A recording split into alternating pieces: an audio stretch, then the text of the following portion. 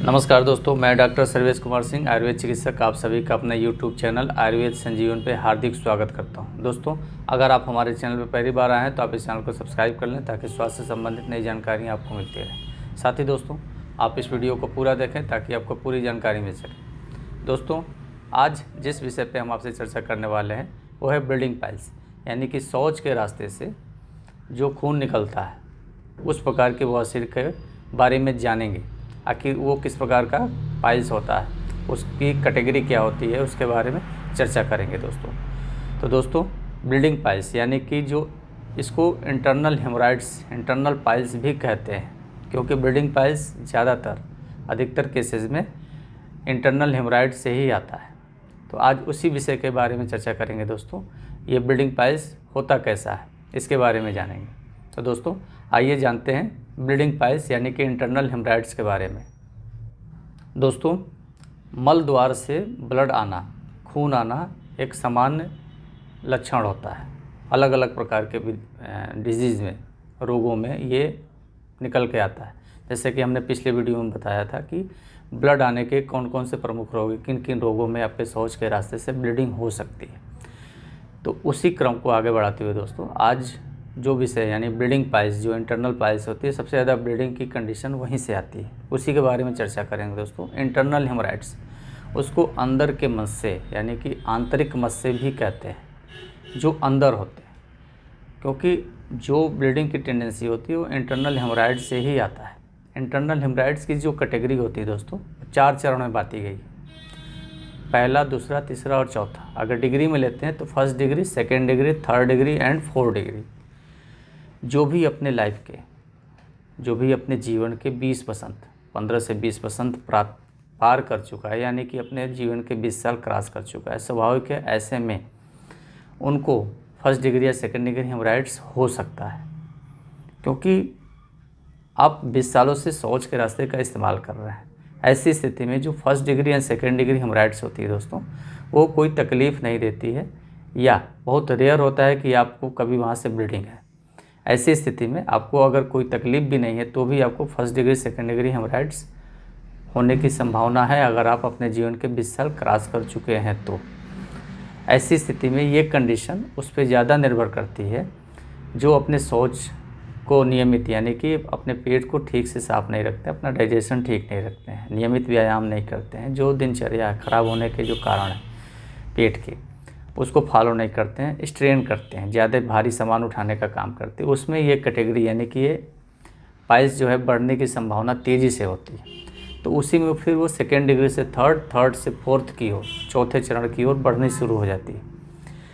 तो दोस्तों, जो first and second degree haemorrhoids होती है, पाइल्स होता है इंटरनल, वहाँ से कोई बहुत रेयर कंप्लेन होता है कि सेकेंड डिग्री से अगर स्टूल हार्ड हो गया, ज़्यादा स्ट्रेन करना पड़ता, तब सेकेंड डिग्री से हम ब्लीडिंग वगैरह स्टार्ट हो सकती है। बाय द वे, वैसे नहीं, अगर मोशन ठीक है आपका तो सेकेंड डिग्री से बहुत ज़्यादा कंप्लेन नहीं आती।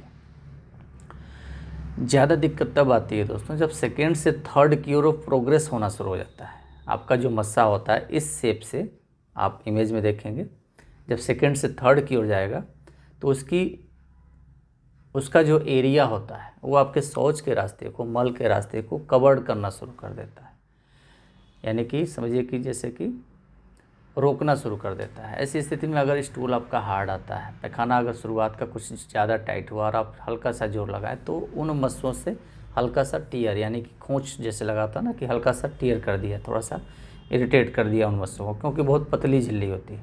तो जैसे ही वो पतली झिल्ली फटती है, अचानक से ड्रॉपिंग ब्लीडिंग स्टार्ट हो जाती है, यानी कि बूंद बूंद जैसे होता है ना, अचानक से एक बार में ज़्यादा रक्त बह जाना, क्योंकि उस प्रकार की पाइल्स में ज़्यादा रक्त ही निकलता है, हल्का फुल्का रक्त नहीं निकलता है, ज़्यादा निकलता है। बहुत रेयर होता है कि हल्के फुल्के ब्लीडिंग हुई, फिर मसल से स्पाज्म हो गए और वो वहाँ का खून जम गया, थक्का जम गया और वो सामान्य हो गया। ऐसी स्थिति में जो सेकेंड से थर्ड डिग्री की ओर जो मस्सा ग्रोथ होता है, वहाँ से कभी कभार ब्लीडिंग होनी शुरू हो जाती है। ऐसी स्थिति में आप किसी प्रकार की कोई चिकित्सा करते हैं, सिकाई करते हैं, जो भी चिकित्सक के माध्यम से या किसी माध्यम से आप औषधि लेते हैं, तो ब्लीडिंग अगले 2-4 दिन में रुक जाती है, स्टॉप हो जाती है, और हो सकता है कि अगले 2-4-6 महीने, साल भर तक आपको कोई समस्या ना हो। लेकिन ऐसी स्थिति में अगर वो कैटेगरी फिर आगे जब आती है तो वो थर्ड कंप्लीट हो जाता है। और वो ब्लीडिंग अगर रेगुलर हो रही, बीच में हो रही, दवा खाए ठीक हुआ, फिर 10 दिन 15 दिन के बाद से फिर से ब्लीडिंग होने लगी, तो वो थर्ड डिग्री हेमोराइड्स में हो जाता है, यानी कि तीसरे चरण में चला गया। थर्ड डिग्री हेमोराइड्स की जो डायग्नोसिस होती है दोस्तों, जैसे आप शौच में बैठते हैं, हल्का सा प्रेशर देते हैं, शौच बाहर आता है, तो थर्ड डिग्री में इतना डेवलप हो जाता है वो मस्सा कि शौच के द्वारा, जब शौच आता है तो शौच के द्वारा वो मस्सा टकरा के पहले बाहर की ओर आता है, यानी कि पहले आपके मल द्वार से बाहर की ओर प्रोलेप्स होता है, उसके बाद मल निकलता है। ऐसे में अगर वो मल सेमी सॉलिड या ढीला है, यानी कि मुलायम है, तो ब्लीडिंग नहीं होती है। लेकिन अगर उस मल में थोड़ी सी भी कठिनाई, यानी हार्डनेस हो गया, स्टूल में थोड़ा सा रफनेस हो गया, तो उस मस्से को टीयर करता है और ज़्यादा मात्रा में ब्लड आना शुरू हो जाता है। फिर जैसे शौच होता है, शौच होने के बाद फिर वो मस्सा धीरे धीरे अपने आप अंदर की ओर शिफ्ट हो जाता है, अंदर चला जाता है। ये थर्ड डिग्री हेमराइड्स, यानी कि तीसरे चरण का जो बवासीर होता है इंटरनल, ये होता है। कभी कभी आपको हल्का सा, अगर थर्ड से फोर्थ की ओर ये जाना शुरू होता है, तो आपको हल्का सा उंगली से दबाना पड़ता है। जैसे मस्से को आप हल्का सा दबाए, वो मस्सा भीतर की ओर जाके सेट हो जाता है, फिर सामान्य। फिर दोस्तों जब थर्ड से फोर्थ की ओर जाता है, तो वहाँ पे सामान्य औषधि से, सामान्य दवा चलाने से भी वो ब्लीडिंग कभी कभी नहीं रुकती है। चिकित्सक परेशान हो जाते हैं कि कौन सी दवा दें। क्यों? क्योंकि उसकी कैटेगरी अब इतनी बड़ी हो गई है कि अंदर से लेके बाहर तक वो मस्सा आपका पूरा बाहर ही आता है, इतना आकार उसका बड़ा हो जाता है कि वो अंदर नहीं जाता, मल द्वार के बाहर ही लटका रहता है। ऐसी स्थिति में घर्षण होता है, जैसे भी आपके चलने से, काम करने से या सिटिंग से, लॉन्ग सिटिंग से भी उसमें घर्षण हो जाती है और वहाँ से ब्लीडिंग स्टार्ट हो जाती है।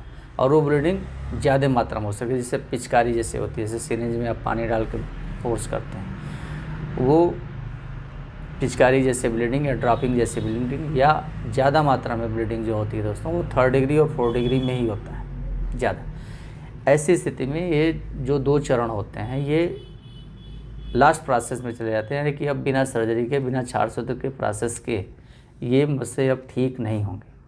ऐसी स्थिति में अगर आपके शौच के रास्ते से ब्लड आ रहा है, हल्का है, ज़्यादा है, कम है, उसको आप जज करें और अपने नज़दीक में 400 चिकित्सक हों, प्रोक्टोलॉजिस्ट हों, आप उनसे मिलें, चेक कराएं, देखें, उस कैटेगरी को समझें, उसकी सीवियरिटी को समझें। क्योंकि धातु क्षय हो रहा है, रक्त क्षय हो रहा है आपके शरीर का। जब रक्त क्षय होगा तो आपकी आयु वैसे भी रुक जाएगी, खाने का मन नहीं करेगा, और अन्य जो शोषक रोग होते हैं, शरीर सूखना शुरू हो जाता है। ऐसी स्थिति में आप उसको हल्के में न लें। अगर आपके रास्ते, शौच के रास्ते से ब्लड आ रहा है, खून आ रहा है, चाहे जैसे भी, आप उसको हल्के में लें, चिकित्सक से मिलें, दिखाएं, डायग्नोज करें और चिकित्सक के दिए गए निर्देशों के अनुसार उसको फॉलो करें, अपनी चिकित्सा करें। तो दोस्तों जो ब्लीडिंग का पाइल्स होती है, first degree, second degree, third and fourth, first and second degree जो 2 डिग्री होती है, उसमें बहुत समस्या नहीं आती है। अगर हल्की फुल्की कभी ब्लीडिंग भी आ गई तो सामान्य हो जाती है। लेकिन थर्ड और फोर्थ में ये चरण आप अगर अपने मन से जज करना चाहें तो समझिए कि सामान्य मेडिकेशन से वो ब्लीडिंग आपकी नहीं रुकती है। हफ्ते दिन, 15 दिन, 20 दिन, 1 महीने, 1.5 महीने में आपके शौच के रास्ते से वो ब्लीडिंग होती रह रही है। ऐसी स्थिति में समझें कि आपकी वो कैटेगरी ऊपर की ओर जा रही है। अब बिना एक्सपर्ट के, बिना उसके अच्छे से चिकित्सा कराए वो कवर नहीं होगा। तो दोस्तों इसको इसी तरीके से समझें। ये विषय जो हम आपके सामने लेके आए हैं, शौच के रास्ते पे और भी बहुत सारी तकलीफ़ें हैं, उनके बारे में हम धीरे धीरे आपसे चर्चा करेंगे, बताएंगे। सबसे ज़रूरी है दोस्तों, जो आपके मन में एक शंका है कि कहाँ दिखाएं, कैसे दिखाएं, शर्म आ रही है, नहीं, शर्म त्याग दीजिए। अभी जो युग चल रहा है, पिछले 4-5 सालों से हमने देख रहा है कि अधिकतर मरीज़ निकल के आ रहा है, जो कि फर्स्ट स्टेज में ही, पहली स्टेज में ही उनकी डायग्नोस हो जा रही है। और जब रूटीन, लाइफस्टाइल रूटीन उनको जज कर दिया जाता है, बता दिया जाता है, तो आने वाले समय उनके लिए सुखदायक हो जाते हैं, उनको जल्दी जल्दी कष्ट नहीं होता है, वो मेंटेन हो जाते हैं लगभग अधिकतर रोगी। तो जागरूकता तो धीरे धीरे बढ़ रही है। ऐसी स्थिति में शौच के रास्ते से आपको किसी प्रकार की कोई परेशानी है तो आप उसको हल्के में न लें।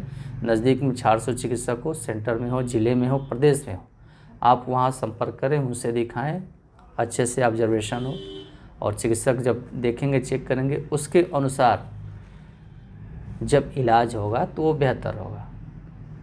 क्योंकि सबसे ज़रूरी है कि आप निकल के चिकित्सक से मिलें, हल्के में न लें इस रोग को, चाहे किसी प्रकार की शौच के रास्ते पे आपको परेशानी हो रही है। तो दोस्तों आज का जो विषय था, शौच के रास्ते से ब्लड आने का जो कारण होता है सबसे ज़्यादा ब्लीडिंग पाइल्स में भी होता है। सबसे ज़्यादा ब्लीडिंग पाइल्स लगभग 70 से 80% जो कंडीशन होती है वो ब्लीडिंग पाइल्स से ही आता है, अगर वो ब्लड ज़्यादा मात्रा में।